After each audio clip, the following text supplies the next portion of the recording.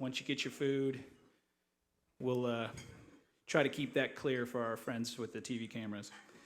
I'd like to thank everybody for being here again, and we're going to have plenty of people watching online as well. And events like this don't happen without really generous support of sponsors, and so I want to appreciate them and give them some recognition. Our special event sponsor for this event is the Oklahoman.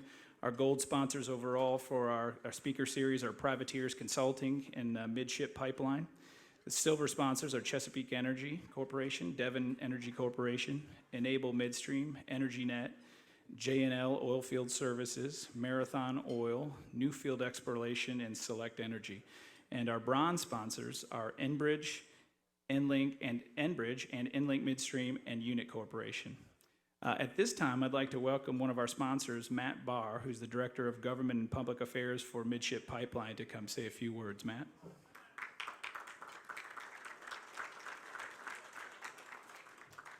Thanks, Chad. Oh, that is a hot mic. I just wanted to say thank everyone for being here, and thank you to Chad and the Okoga team for putting this together and for providing us the opportunity to be here. I recognize that I'm standing in between you and the main program, but real quick, I just wanted to share a little bit about a project that we're doing that we feel like is going to have a big impact here in Oklahoma. And so the Midship Pipeline Company is a subsidiary of Cheniere Energy, and we are building and operating liquefied natural gas export terminals along the Gulf Coast, and we have one of two operational LNG export terminals in the United States right now. And by the end of the year, we'll have two of the three only active LNG export terminals. And when we were looking at what our business is predicated on, when that's ensuring an abundant supply of natural gas and reliability and knowing that that supply of gas is going to be there for years to come, and we were looking at where domestic production's going, where the markets are going, and all signs kept pointing back to Oklahoma, to the SCOOP and the STACK. And we wanted to be a part of that solution, a part of that takeaway solution when you look at the resurgence in oil prices and in the associated gas that's coming out of the SCOOP and STACK, and providing a solution to take that gas to the growing markets in the Gulf Coast and across the Southeast, whether that's for liquefaction, for power generation, power distribution, and industrial users. So what is the pipeline? It's a $1 billion investment in Oklahoma's energy infrastructure. It's going to be 230 miles of pipeline that runs from Kingfisher southeast through about 8 counties, ending in Bryan County, Oklahoma, where it'll jump on existing infrastructure again. It'll take it into the southeast markets, into the Gulf Coast markets. It'll be about 1,300 jobs during construction. And the $1 billion investment overall, and almost nearly $200 million in ad valorem and sales tax revenue to the state, counties, and cities along the route. We're currently in the permitting process and expect to have our final certificate from FERC, Federal Energy Regulatory Commission, here in September, go to construction in October, and have this pipeline in service in or around July of 2019. We already have firm capacity agreements from several producers, many of you in this room, to carry that gas from Oklahoma to the Gulf Coast, potentially around the globe. So it's going to be a big project for Oklahoma on the energy front. It's a great energy story, but it's also a great economic development story for what's going on for jobs and what the energy industry is doing here. So thank you all for being here. Thank you, Chad, and have a good evening. Thank you, Matt. The candidates can join us on stage now. That would be great. And for those of you that don't know, one of the things that Okoga really tries to emphasize to legislators and the public is it's not just about oil and gas exploration. We have tremendous infrastructure in Oklahoma. This pipeline is just adding to that, and that makes Oklahoma one of the great places to do business. And so we're really proud of those investments that our member companies are making. Just real quickly, this forum is obviously very important for us. The next leader of Oklahoma is going to be helping and hopefully not hurting the development of the industry here in the state. And it's our most important industry, and I think that's inarguable if you look at some of the facts. Our industry supports 1 in 6 jobs in Oklahoma. We pay over $2.5 billion a year in direct taxes to the state of Oklahoma. We pay another $500 million in local taxes, and we're the single largest source of funding for school and education. And those are all really important things and things that we should be proud of. We've been burdened over the last 2 years with an additional $600 million in new direct taxes. Make sure I repeat that. Over the last 2 years, taxes have been raised on the oil and gas industry over $600 million. And so now, as we move forward, I think what we want to have a discussion about is where does Oklahoma rank with this tax rating? And the report that we generated that we'll be happy to share and we've shared with many of our members is overall Oklahoma's overall effective tax rate in total on the industry is around 13%, which puts us number 3 of the 16 major oil and gas producing states. We trail only our friends in Louisiana and New Mexico. So that's part of the debate for the ongoing time or for the next couple of years about is that an appropriate amount? I would argue yes it is. We have an effective gross production tax rate of around 6% now, which puts us again in the top 3 as well of those 16 energy producing states. But to be clear, gross production tax isn't the most important issue to us. It's one of many that are very important, and that's what we're going to talk about tonight. Our state's also facing some interesting regulatory challenges, particularly around water use. And our industry is doing a lot to be able to use and reuse and recycle water, and we don't want to have any regulatory barriers that prevent us from doing what the goal of the state is, which is to reuse and recycle that water. I'm going to stop talking. You're not here to hear from me. You're here to hear from the candidates, and so I'm going to turn it over and introduce Adam Wilmoth from the Oklahoman and Sarah Terry Coble from the Journal Record, who will be our moderators tonight. Thank you.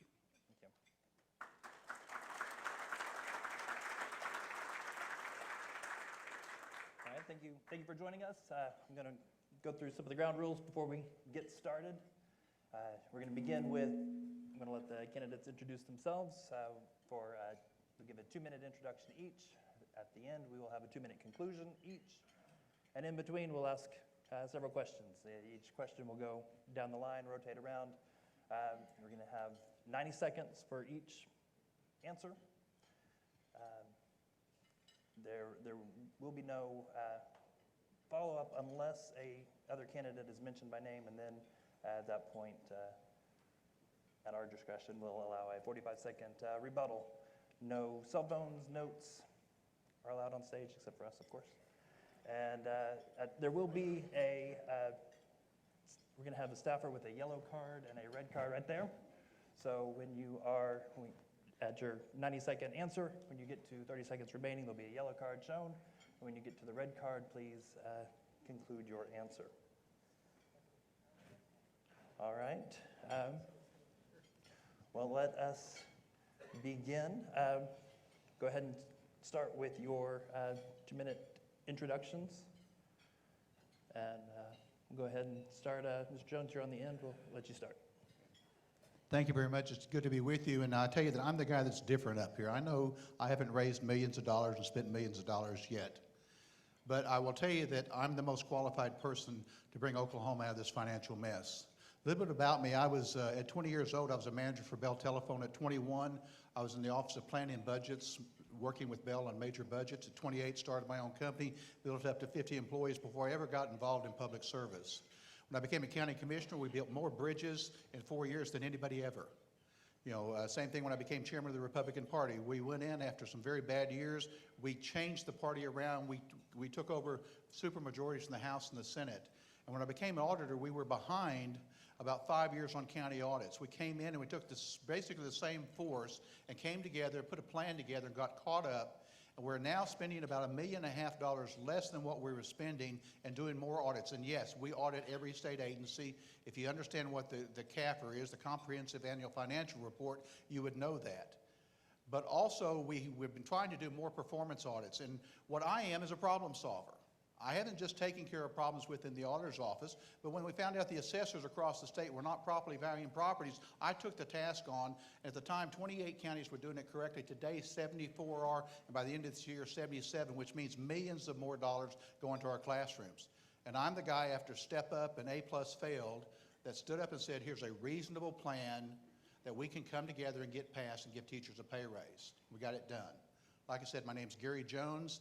I'm running because I feel I'm the best person to get Oklahoma out of this mess and move us forward. Thank you.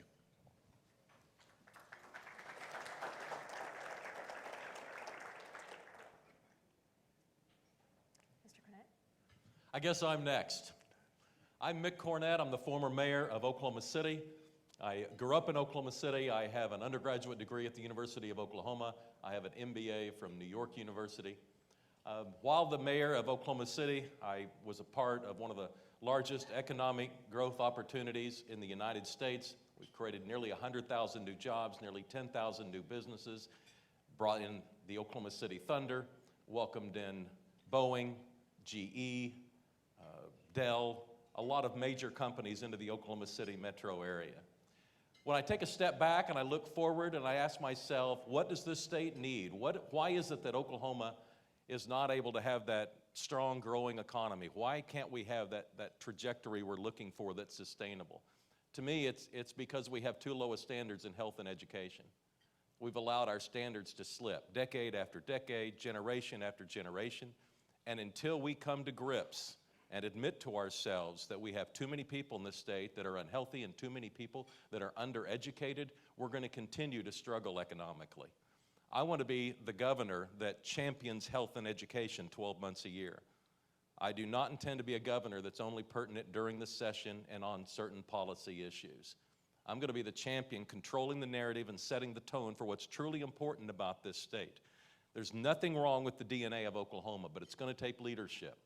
And I hope when you leave here today that that's the one question you're asking yourself. Which of these candidates is going to be the leader that this state needs? Because if we're going to compete with the other states in the country and grow this economy, it's going to take a leader.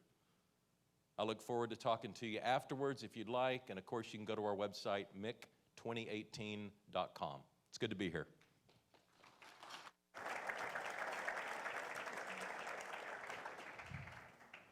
Well, good evening, and I want to thank Okoga for sponsoring this evening.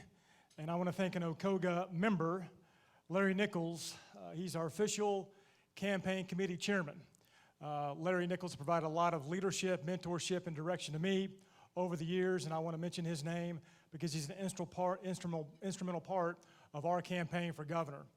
I've talked a lot about my past as a Secret Service agent on this campaign trail, but something I'm going to mention in a former capacity cannot ring louder than it does in this room. I've been a part of your industry. I'm a former petroleum landman. I worked for many folks in this room and companies in this room all across Oklahoma, running records, running title, and sitting down in the kitchens all across Oklahoma, signing leases that have been good for farmers, ranchers, and men and women all across Oklahoma because of what you've done. I did mention my background as a former Secret Service agent. I've said many times when I was in the Secret Service, they never just slid a gun across the conference table in my direction and said, the president's headed to Slovenia, why don't you go on over and do what you can? There's a lot of detailed planning involved in the Secret Service and backup contingency planning in the Secret Service. Ladies and gentlemen, Oklahoma is in much of the mire we are in because Oklahoma has no plan. If you have no plan, you have no backup plan. My detailed action plan for Oklahoma is to renew Oklahoma. Renew is a 5-letter word, R-E-N-E-W. To break it down quickly and give you the 30,000-foot view, R, reform and restructure state government, starting with the budget process. I've got a detailed plan to get to zero-based budgeting in the legislature. E, education funding, but with reform. There was education funding at the state capitol this year, but there's no reform that came with it, and that's unacceptable. N stands for neighborhoods.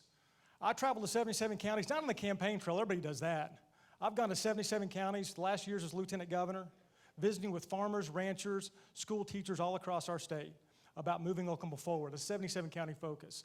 We'll get into the second E a little bit tonight. It stands for economic diversification. And the W in renew stands for work. As governor, I'll make Oklahoma work again. Thank you very much.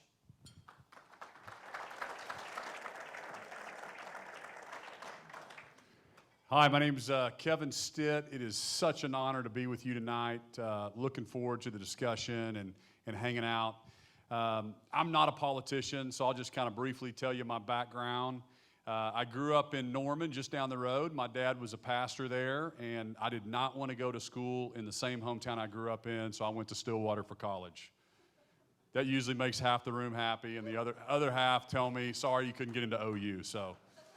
And then I moved to Tulsa after college, got an accounting degree from Oklahoma State, moved to Tulsa, and that's where I met my wife, Sarah. We've been married now for 20 years, and we have 6 children, from 17 down to 4, 3 boys and 3 girls.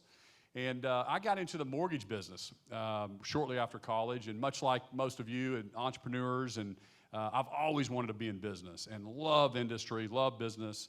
And I started my company with $1,000 and a computer back in 2000, and now we've lived the American dream. We now employ over 1,200 people. We have about 165 offices all across the country. We do business in 41 states. So that's just my background. That's what I've been doing. It's been all about hiring people smarter than me, putting them in the right positions, leading, setting the vision and the strategy. So why am I running for governor? I'm running for governor because I am so concerned about our state. As I travel and go down and visit our offices in Texas, I see all this momentum and positivity and growth coming out of Texas. Then I go visit my offices in other states, same thing. Then I come back to the state that I love, that I grew up in, and just feel we're down in the dumps. We haven't experienced the growth that the other markets have. We're going to 4-day school weeks in 20% of the districts. We've been dealing with this budget problem for the last 6 years. And folks, I just don't think the folks that got us in this mess will get us out of it. I think that everything, hello? Sorry. I just think that if we keep hiring the exact same people, we're going to be in the exact same situation 8 years from now. I've got a vision for us to be a top 10 state, top 10 in growth, top 10 in education, and top 10 in infrastructure. And I look forward to sharing that tonight.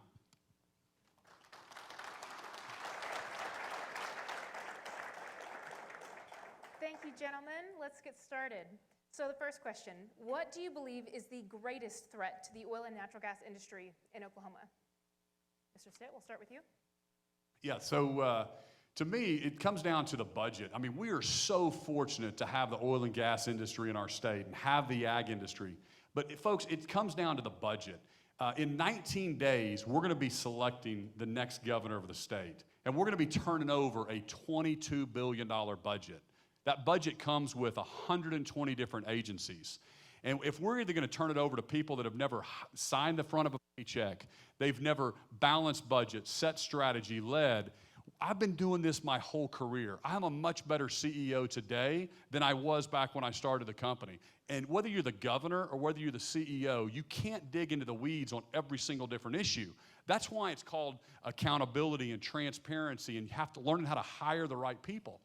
So that's the first thing we've got to do, because what's going to happen is we're going to have another downturn. And then who do they go after? They go after certain industries that pay the most taxes, and then they try to come after your industry. If we don't get control of how we spend the money, we're going to continue to go through these things. So the other thing is a stabilization fund. So here's how I think about things. I've got my staff working on how much do we need to put aside in a rainy day or a stabilization fund to weather these ups and downs that come through the cyclical of different industries. It's $2 billion, folks. $2 billion we need to set aside in the good times so we don't always have to raise taxes. We don't have to cut these agencies or that agency. But the problem is our laws only allow $1 billion in a stabilization fund. We've got to change that so we can fund and make sure we don't go through these dips again. Mr. Stitt? Mr. Lamb? There are a lot of threats to the hydrocarbon industry in Oklahoma. One's OPEC. On the front page of the Wall Street Journal business section today, talked about what OPEC was about to do with Russia because of the reserves in China. Now, we can't pass state legislation that prohibit or manipulate what OPEC does, but that's a threat. And OPEC doesn't like us very much. The second threat to the hydrocarbon industry in Oklahoma are just the basic opponents. They don't appreciate petroleum-based market, petroleum-based commodities from the hydrocarbon industry. And when those opponents speak at a very loud decibel, it allows lawmakers down here at 23rd and Lincoln to justify tax increases, as we saw this year. A third threat to the hydrocarbon industry in Oklahoma are hydrocarbon industry insiders that try to form a firing squad in a circle and go after one another, as we've seen in this industry in the last 2 years. That's why it's very important not to have a fourth threat. And a fourth threat is electing a governor that is not proven. A proven supporter of this industry, as I have been as a state senator, a proven supporter of this industry as lieutenant governor, be the tie-breaking vote on the gross production tax to keep it low, and a proven leader who's somebody who's worked in this industry. There are many threats that can be adjusted and mitigated if we have forward-thinking vision in Oklahoma, and those are just a few. Thank you, Mr. Lamb. Mr. Cornett? I would say the biggest concern for the oil and gas industry and other industries as well is just the series of chaos and the chaotic events at the state legislature. Businesses need certainty. And I would expect that it's been really hard for your industry and other industries in this state to try and deal with the continual chaotic scenes at the state legislature. Contrast that with what we've done in Oklahoma City, where we've built up tremendous political capital. And we did that because we did what we said we were going to do over and over and over again. We provided certainty, and voters appreciated it, and voters invested in their city based on those principles. I've had a major role in the last 14 budgets at City Hall. Do you ever remember reading about the chaos at City Hall over the budget? You do not, because it did not exist. We dealt with the budget in a transparent way. We involved all of the elected officials, and we solved our problems. I am a consensus builder, I'm a problem solver, and I get things done. And that's what we've got to have for your industry and other industries in this state. It's a very competitive world out there. And if Oklahoma is going to compete, they need a governor who knows how to compete and knows how to win. Thank you, Mr. Cornett. Mr. Jones? What you need is stability, but the state of Oklahoma needs stability as well. And so when you go to the Capitol and all of a sudden there's deals being cut, they lowered gross production from 7% down to 2%, it affects the state budget. It also affects yours. You know, a couple of years ago I said, let's go to the 5-5-5 plan. We have gone from 7% income tax down to 5%. For every quarter-cent reduction, it's $160 million. 8 quarters is $1.28 billion. And then you cut the gross production tax, and now with horizontal drilling, the amount of oil and gas you bring out in the first 3 years is a lot more. But if we have 5% across the board, I said let's do a 5-5-5 plan. Let's keep income tax at 5. Don't let it go down to 4.85. Oil and gas at 5 across the board. Now, if the price goes up, it's the second part. Maybe look at taking it to 7 like it is now, and put 1% in the educational stabilization fund and 1% in the rainy day fund, and put a 5% tax on the generation of wind energy. Let's make it across the board and have it stable. Because you're facing a lot of different factors. Yes, whether or not the coalition of Russia and their different countries, whether they raise their production, whether or not OPEC does that, or you find out today that there's a glut in China. We have higher inventories in China.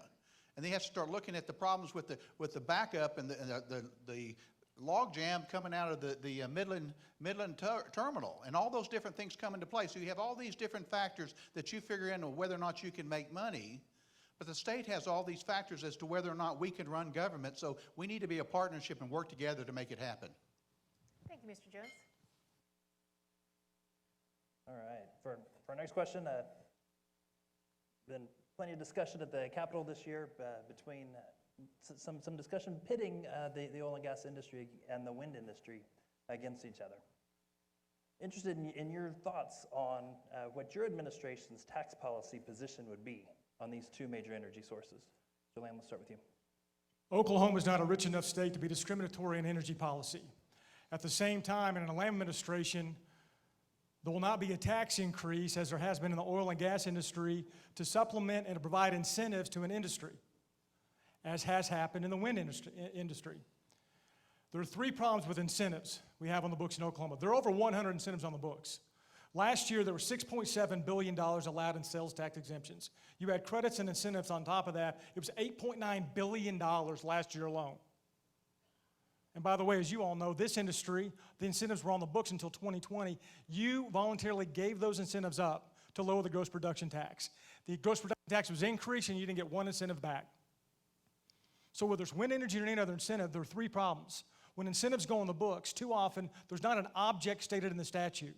So 5 or 10 years later, 20 years later, there's not a legislator around to tell you why that incentive was created. The second problem with incentives, there's no sunset date on incentives to determine if an incentive should be reinvested in or should entirely go away and be abated.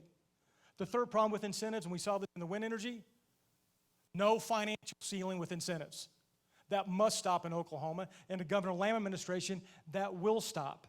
Before we raise somebody's taxes, your taxes or anybody else's, personal income tax, we're taxing people that cut grass, a service tax. The incentives, exemptions, and credits will be reined in Oklahoma. And look at the fraud, waste, and abuse. Mr. Cornett? Well, the wind industry got over-subsidized, and the oil and gas industry has a right to be upset about it. Going forward, I don't think we should demonize the wind industry. It's part of the diversification of our state. And I would suggest that one of the most understated aspects of Oklahoma City's success over the last 2 decades has been the diversification of the economy. We're now listed as the 7th most diversified economy in the United States. Now think about how far we've come in that regard. We've invested in biomedical, in aviation, in technology, in tourism. 7 million people a year now come to Bricktown. A diversified economy is critical as we go forward. So we're not relying so heavily on the oil and gas industry to try and fix the budget at the end of the year. We've got to have a stronger economy. We're going to have to invest in health and education to get there. And we're going to need industry leaders in all sorts of aspects. But we don't need to be pitting wind versus oil and gas. You know, there's enough friction in this state. There's Oklahoma City versus Tulsa. There's Republicans versus Democrats. There's urban versus rural. There's Republicans versus Republicans. There's House versus Senate. I'm trying to bring people together. We're going to compete against other states. It's going to take all of us working together. We've got to put Oklahoma first. It all boils back to it's fair. You know, because the wind industry cut a deal years ago that proved out to be more lucrative than what we thought. And someone says, well, you can't renege on a promise. Well, how many years ago was that promise made? And the other thing, too, is we need to analyze tax policy to determine what's fair. And those of you in this room know that there was never a 1% tax. There was a 7% tax with a 6% rebate that was put on for the incentive to develop horizontal drilling and deep wells. The industry's changed. The tax base in Oklahoma has changed. So we need to collectively come together to work to see what's fair. There's been many, many taxes lowered in Oklahoma, but the first one that was passed this year was this year, because it takes 75% of the votes to do it. It only takes 51% or 50% plus 1 to lower it. And if we get this huge glut of revenues coming in that's more than what we need, we can adjust that down very easily. But it's extremely difficult to raise it. But if we're going to take care of education and health care and the problems facing Oklahoma, if we're going to make Oklahoma attractive to other states, when people come in here and find out that we do have 4-day school weeks, that teachers are leaving, then people don't want to come to Oklahoma. We've got to fix our problems. And the way you fix them is you come together as partners and work collectively to create a structure that's fair and equitable, that doesn't penalize your industry or any other industry, but it's fair across the board. And then in turn, we can work to solve our problems, because I want to keep my grandkids here in Oklahoma. I have the 3 most beautiful, intelligent grandkids in the world. Yours are somewhere behind mine, but I want them to live in Oklahoma. Thank you. So the question was oil and gas versus other incentives, is that correct? Right. Wind, you threw wind in there? The wind and, Yep. and oil and natural gas.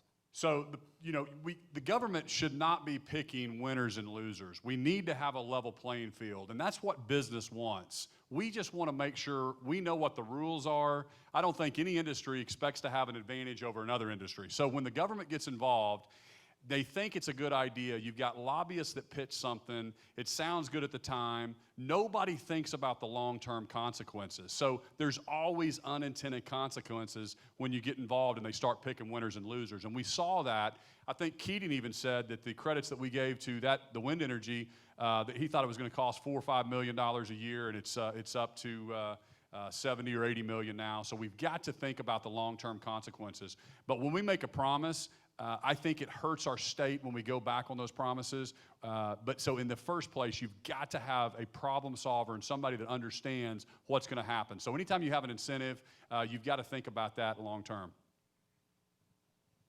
Thank you. Moving on.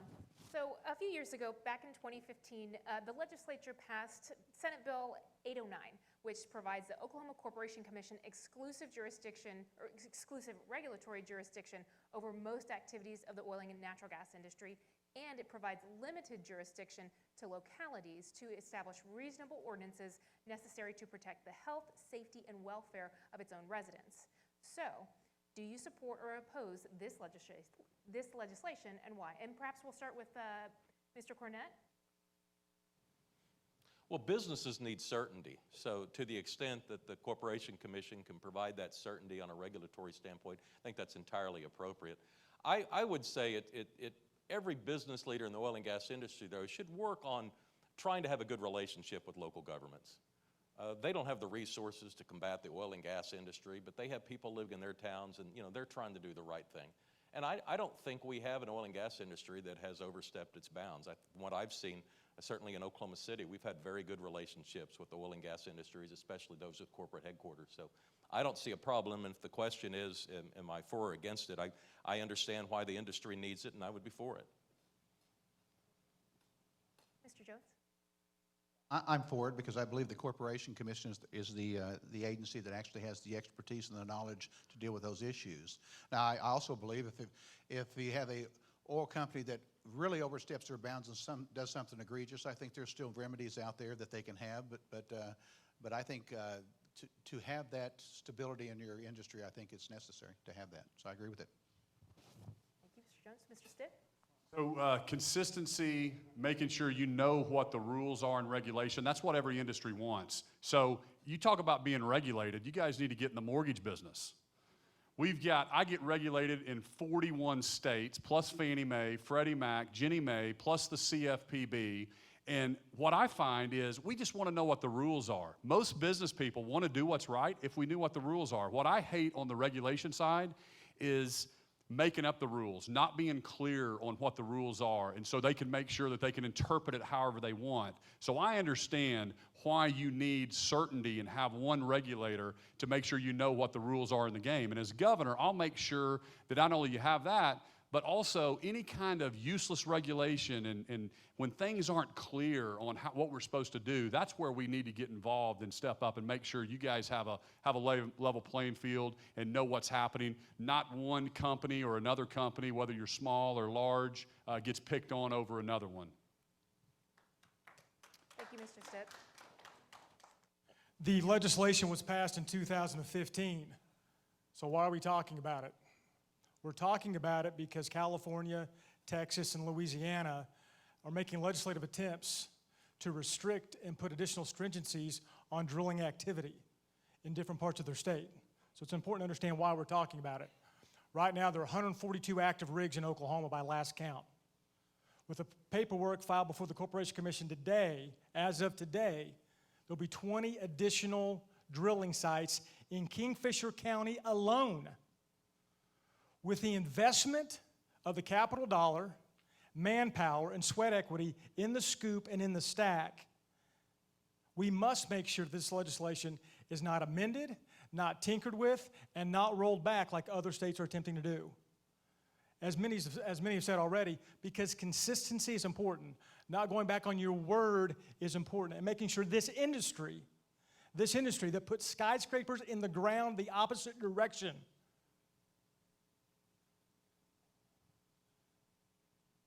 does not have negative ramifications from bad legislation or lawmakers that get crazy ideas. I support the legislation. In a Governor Lamb administration, it won't be tinkered with. Thank you, Mr. Lamb. Thank you. In Chad's opening comments, he mentioned a study by Region Track and economist Mark Sneed that compares 16 energy-producing states and their effective tax rates. After passage of House Bill 1010, which raised the initial gross production tax rate to 5% for the first 36 months, Oklahoma now has the third highest overall tax rate among those producing states, according to this study. So my question is this current level appropriate? And do you propose diversifying the economy at all so that there's a discussion about diversifying the economy earlier. So do you support the tax rate as it is, and are there ways to use the tax rate to help diversify the economy? Mr. Jones. I do support the tax rate as it is, and I think there's different things we can diversify the economy. But if we're going to bring new industry in or grow businesses within Oklahoma, we got to fix our basic problems, our fundamental, structural problems within Oklahoma. We are teaching way too many teachers that are leaving the state, and we're losing too many current teachers now that are here that are qualified. And we have to make sure that we have good teachers so we can train an educated workforce so when people come here, we have that workforce. So there's many things that we can do to diversify the economy, but I think that keeping it a structure constant across the board is something you can deal with. You know, the problem with the Capitol right now is we have we don't even plan till the end of session. How can we get it to the next day? The big thing is, can I make it to sine die? There's no 2-year plan, no 5-year plan, no 10-year plan. There's no vision out there to where we're going, and we have to have stability to do that. And while you need that in your industry, we need that as a state as well. And we need people that understand how to build budgets and make sure that we have realistic budgets. You know, it's amazing to me, I'm a CPA. I see some of the numbers that come out of the Capitol, and when you do governmental accounting, you should use generally accepted accounting principles, which we call GAAP. I said, I think what they use in the Capitol is called creative representative accounting principles, which is called crap. And I would tell you, we've got to stick to those numbers because you can't create your own method of accounting and you can't create your own math. And I think many times at the Capitol, that's what happens. So we have to have somebody that understands it and understands that those numbers mean something. So we've got to make sure that I have to protect industries. First off, I'm not for any new taxes. And we have got to make sure there's a level playing field between your industry and the market you compete in, right? So I think the question was, is it about right? But here's the deal. Other states change and other markets change. And so I'm committed as governor to make sure that you can always compete. And I have to protect industry to make sure there's never a reason for you to do business outside of our state. So that's my commitment. So we will always have a level playing field, and we look at everything in market when we come to the tax policy.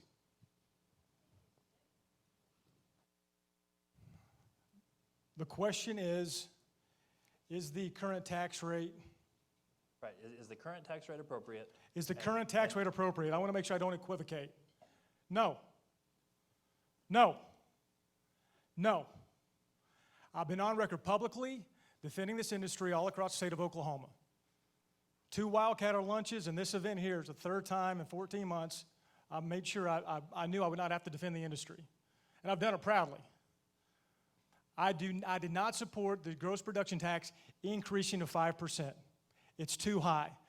You've heard word tonight, shouldn't go back on your word, the state of Oklahoma. The state of Oklahoma went back on its word to this industry that provides roughly 20 to 25% of revenue every year to the state of Oklahoma. 1 out of 6 jobs in Oklahoma directly or indirectly related to this industry. So no. And read the Oklahoman tomorrow, because Chris Castile's article right here, it will have my quote in there saying the gross production tax should not have been increased. Diversification. I've got a detailed plan to diversify our economy. Oklahoma does not export enough. We have just under 4 million people. We manufacture and fabricate commodities in aerospace, aviation, hydrocarbons, agriculture, but we don't export enough to countries like Taiwan. 20+ million mouths to feed, backs to clothe, and consumers that want things across the Atlantic, United Kingdom. They're divorcing Europe. March of 2019 is the final divorce decree. 65 million people. If Oklahoma just expanded exports with Taiwan and the United Kingdom, that's almost 90 million folks. That'd be a game changer for Oklahoma. And in my administration, I'll appoint the first Secretary of International Trade to focus on exporting Oklahoma's commodities.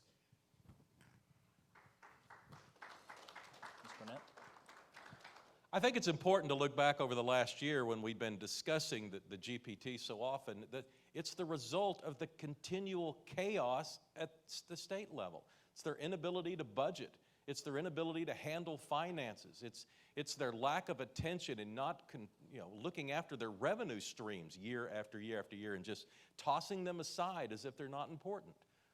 I can assure you in Oklahoma City, we protected our revenue streams. And I suspect those of you that are in control of budgets at your private sector companies, you're protecting your revenue streams too.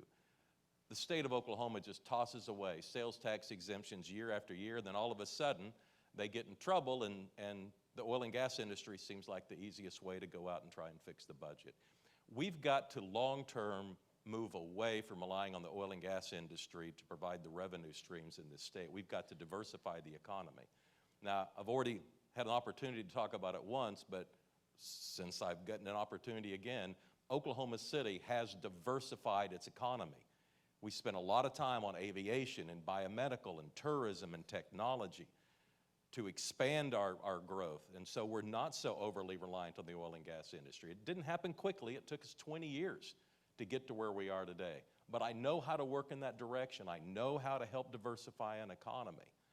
And that's going to be extremely important going ahead with the advances in technology that are coming down the line.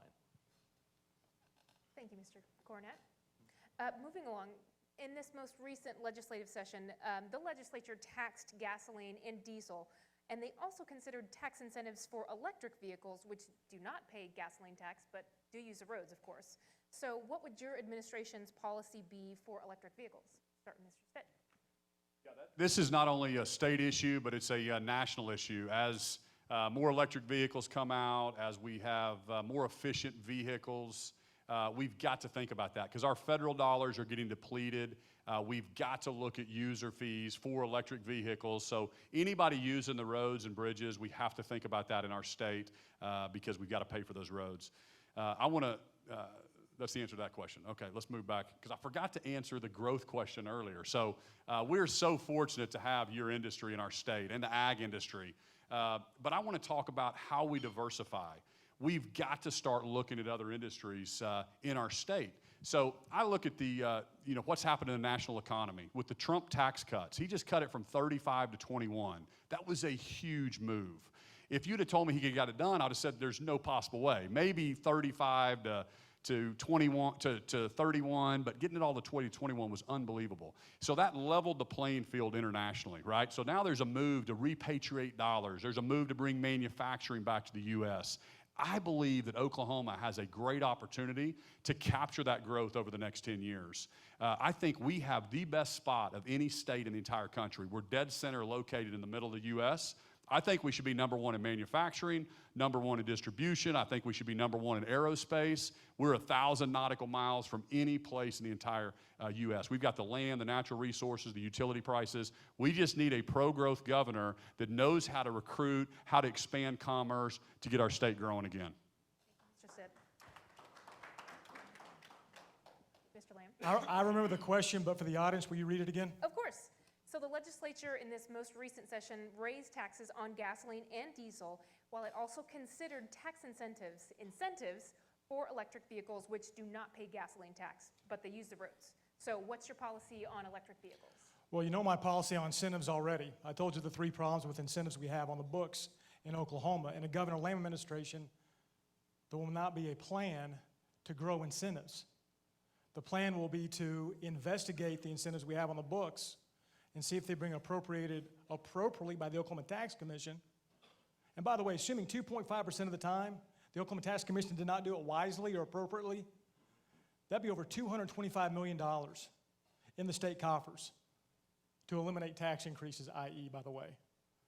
And as specifically to electrical vehicles, let me state again that I've traveled to 77 counties every year as lieutenant governor, because I don't view my office at 23rd and Lincoln. I view my office in the classrooms, farms, ranches, and manufacturers all across our state. Not one time in all these years of traveling to 77 counties and having open town hall meetings, not one time has somebody said to me, please make sure to incentivize electric vehicles. Not one time. In the Governor Lamb administration, I'll be a good steward of the taxpayer dollars and not incentivize programs or pet projects that is not a wise use of taxpayer money. Thank you. Thank you, Mr. Lamb. Mr. Cornett. Well, I think part of what we're talking about here is the advent of autonomous vehicles, which are likely to be more electric than they are driven by oil and gas. I have traveled the world now as a public speaker, and autonomous vehicles is one of the subjects I speak on. President Trump asked me to serve on a task force to look at autonomous vehicles and electric vehicles and how they're going to impact the cities going forward and how the world is going to change, and it's going to change significantly in those areas. But one of the things we have to look at is how we're going to fund our highway system. How are we going to have smooth roads to drive on? How are we going to fund our bridges and our roads? And obviously, that's an issue that's probably going to be determined nationally, but it makes no sense to have the current policy we have where some drivers on the road are paying for that way and other drivers on the road not. So I would like to see that figured out sooner rather than later. Thank you, Mr. Cornett. Mr. Jones. Yeah, years ago, we had the same issue with farmers using propane. And so what they did, they put a flat fee, that sticker on that, and allowed them to do that. I think we're going to do the same thing with electric vehicles. They use the roads, so it's a fee for use, and so let's put a flat fee on them. You know, it's amazing how we do some of the other things. I want to talk about how we ended up taking our state income tax from 5.25 down to 5. I'm on the Board of Equalization. They bring to us and they said, okay, we're going to have you compare the estimate for the budget in December of 2014, which is an estimate we don't use. We're going to compare it to an estimate from February of 2013, which was the official estimate that we know is wrong. And if we show that revenues are going up, we're going to lower the income tax by $160 million, by a quarter cent. They estimated that revenues were going up by $60 million, so we're going to lower it by $160 million. Well, let's fast forward to February, and let's take the actual estimate that we end up using. They estimate that revenues were going down $300 million less than what they estimated, so we're taking an estimate that says revenues are going down $240 million, but we're going to lower them by $160 million based on the fact that revenues are going up when they're really going down. But let's look at the real numbers. When the real numbers came out, we didn't miss it by $300 million, we missed it by $800 million. My thought was, what Einstein thought of this? Let's use real numbers to project budgets and do things based on these faulty estimates. If we can manage our budgets a whole lot better. Thank you, Mr. Jones. All right. This past year, the governor proposed significant increases on sales taxes on services, which affected Oklahoma businesses, including the oil and gas industry and other sectors. What would your administration's policy be on sales taxes and on services? Mr. Lamb? I think you all know where I am on this one. February 2017, State of the State address. First time I heard this administration propose sales tax on services that would impact 160 different services in Oklahoma. I was in the governor's cabinet at the time, not as lieutenant governor. By the way, we're elected totally autonomous and independent of one another.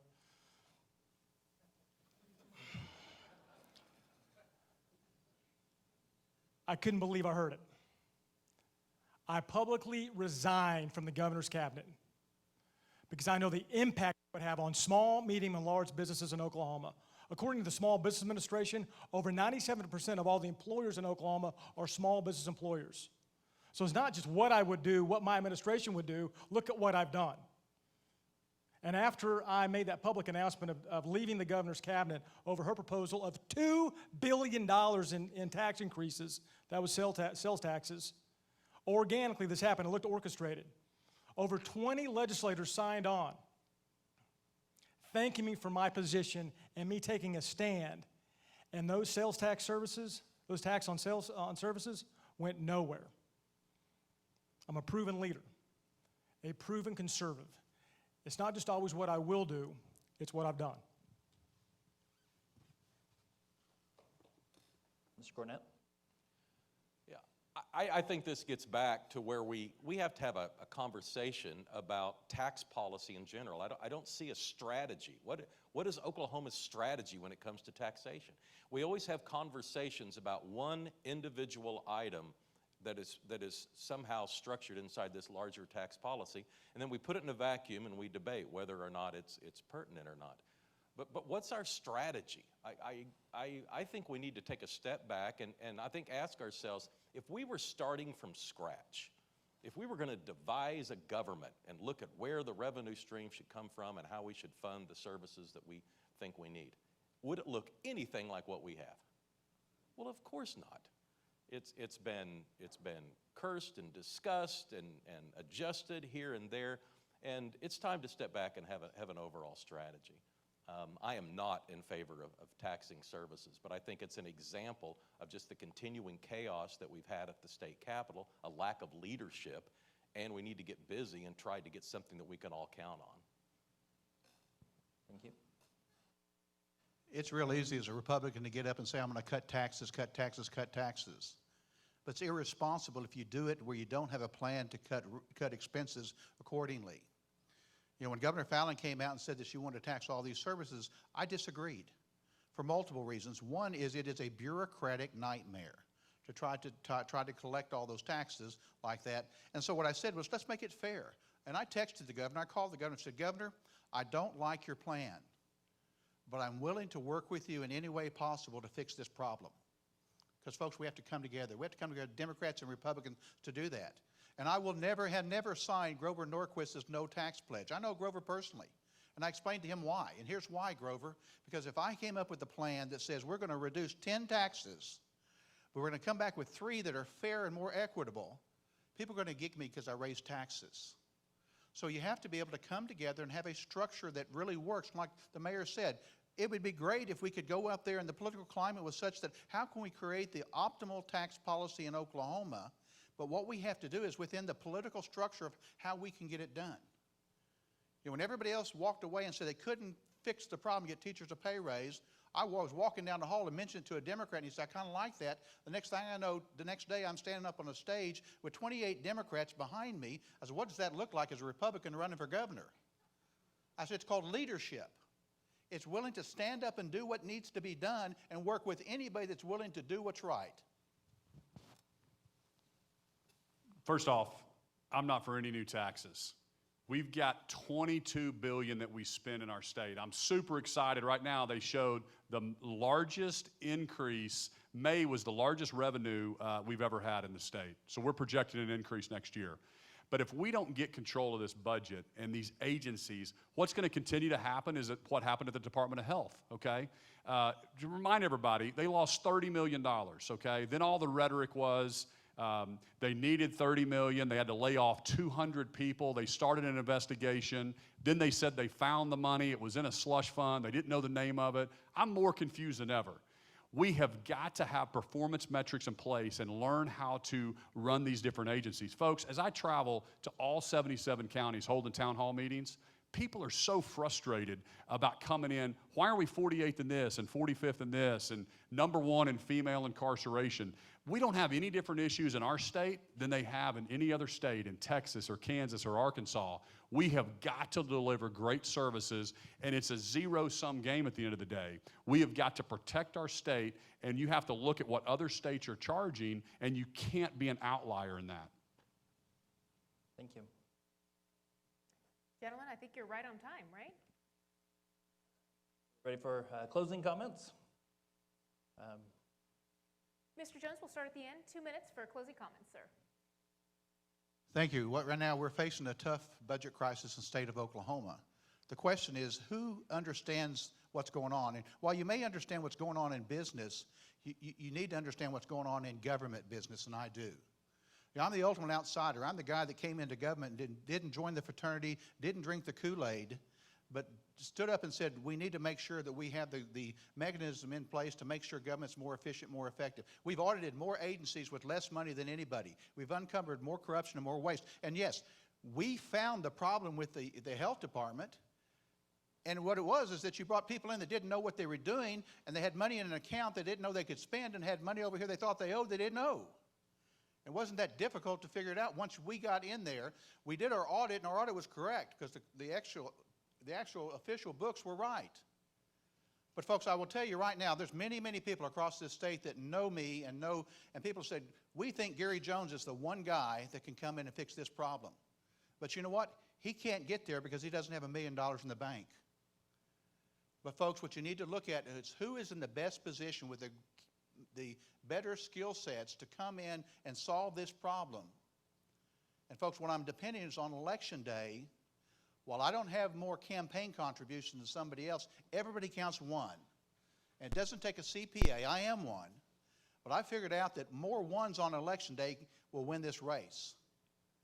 And who has the better understanding overall to bring people together, that has a track record of bringing people together. You know, I'm not that good of a politician, but folks, I'm a heck of a public servant. Because I do exactly what I say I'm going to do. I'm a problem solver that can bring people together, and this is what we need to move our state forward. I'd love to have your support. I'll be available to answer any questions. And I will tell you, folks, I've always treated this like a marathon, and we're gaining. And I tell you, we're going to be competitive on election day. when I ran for county commissioner back years ago on election day, they told me, said, you won't get 20% of the vote. And he's right, I did, and I got 53% of the vote. So folks, pay attention to Gary Jones because we're going to be competitive. Thank you. Thank you, Mr. Jones. Mr. Cornett, go ahead. Well, I spent 20 years in the television industry, and I know none of you are old enough to remember that, but you do. One person honest enough to admit that. It was roughly 1980 to 2000, a time of great change and upheaval in that industry. Not too dissimilar, I would suppose, from the oil and gas industry. Things change. But to survive, you have to do more with less. And that's what we did in the television industry. Our staffs got smaller, the amount of content we were expected to produce got larger. We did more with less, year after year after year, all 20 years that I was in the industry.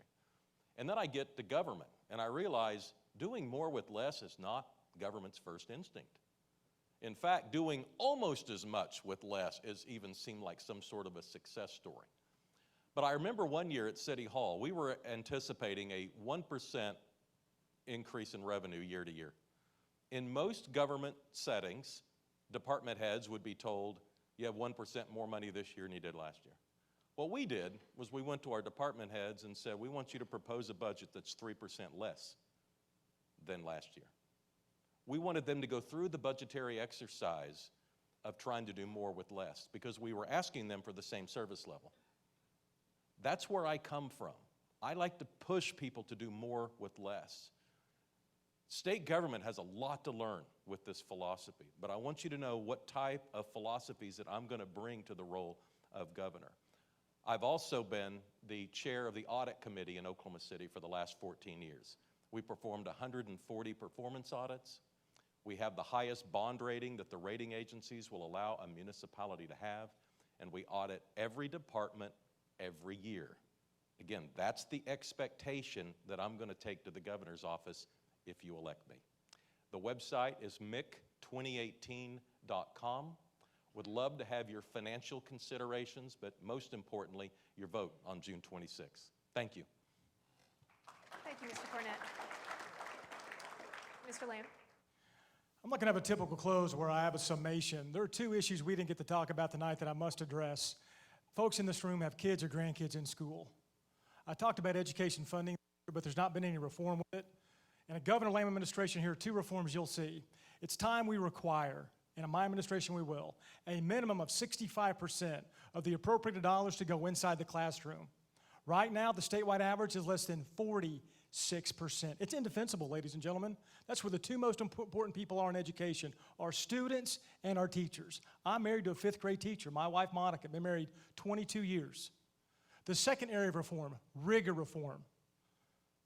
It's time we require third grade reading and third grade math before kids get out of the third grade. Third grade reading and third grade math. There are 9,000 STEM jobs vacant in Oklahoma right now because our workforce is not prepared to enter those jobs of science, technology, engineering, and mathematics. By the year 2026, that'll go from 9,000 to 24,000. We must have a third grade reading proficiency and a math proficiency. Shifting to the budget. I've got a detailed plan to get to zero-based budgeting. Right now, the budget in the legislature is negotiated by 5 legislators in a dark back room for 3.5 months with 2 weeks to go. They walk out and force the rest of the legislature to vote on that budget. That's a terrible way to appropriate your taxpayer dollars. In a Governor Lamb administration, we'll go from 5 legislators in a back room to an open committee process that already exists within the legislature, holding unelected bureaucrats accountable on their very existence and make them zero out, as you do in the private sector, their expenditures and their appropriations on an annual basis and make them justify their very existence. Zero-based budgeting. It'll be a game changer at the state capitol. And legislators that hear me talk about my detailed action plan are excited about the leadership and the plan and the opportunity to reform and renew Oklahoma. I'll close with this. We've been ecstatic to get some very important endorsements. A month ago, the White House called, said Donald Trump Jr. is coming to Oklahoma. Many in this room were at that event when Trump came to endorse us and support our campaign. The Oklahoma Farm Bureau broke precedent in endorsing a gubernatorial candidate for the race, endorsed our campaign 2 weeks ago, the Farm Bureau. We're honored to have their support. General Tommy Franks, 4-star general, endorsed our campaign. Most important endorsement is June 26. I ask for your vote. Look at toddlamb.com. Thank you very much for this evening. Thank you, Mr. Lamb. Folks, I've been to all 77 counties right now and holding town hall meetings. And you know, what's so frustrating about running for governor is it feels like every 4 years we kind of talk about the same old, same old. It doesn't feel like we actually move forward. I've talked to former Steve Largent. He came by and visited my office. He spent a couple hours with me. He said, Kevin, I ran for governor 15 years ago. We're talking about the exact same issues today as we did back when I ran. We haven't done anything about them. I'm going to be the governor that does something about them. It's ridiculous that we're 45th in outcomes and reading and math. It's ridiculous that we're number one in incarceration. We don't have any different issues than any other state does. Okay, I am going to end politics as usual when I get there. The good old boy system has got to end. I am going to bring some of the economy back growing again. We have got to have a pro-growth governor, somebody that knows how to get commerce going. I'm going to be that governor. And then I'm going to be the governor that actually gets control of our budget. If we don't get a control of the $22 billion, we're going to continue to borrow money here and spend it here. The legislatures, they've got a tough job. They're looking for leadership. They're looking for someone to set the overall strategy. We shouldn't have 2,800 bills flying in every single session. There is no overall theme and there is no overall strategy. I do this every day in the private sector. You guys do it in your business. You strategize. You go off-site. You know what the plan is. I've met with the legislators. They say, Kevin, we don't have a plan. Come meet with us. Come hang out with us on the 4th floor. That's how we get it done. Folks, we can be a top 10 state. I know we can. I want to lead us there. We can be top 10 in growth, top 10 in education, and top 10 in infrastructure. We are 19 days away from the election. Go check us out at stitforgovernor.com. We're going to win this. We need your support on June 26th. Thank you. Mr. Stitt? So let's have a big round of applause for all the candidates for being here. Thank you.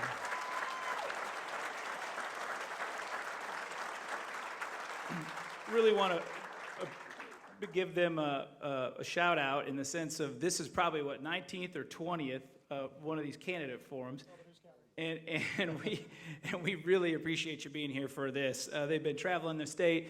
They're willing to sacrifice their time to serve our state, and that's the part we can't forget. And let's give them another round of applause for being willing to stand up and serve our state.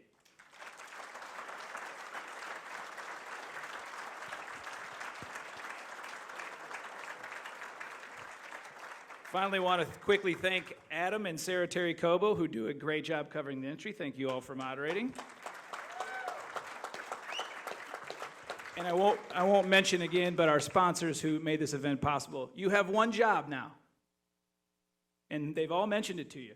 What's your one job walking out of here on June 26th? What are you going to go do? Okay, that's good. You're dismissed. Thanks for coming.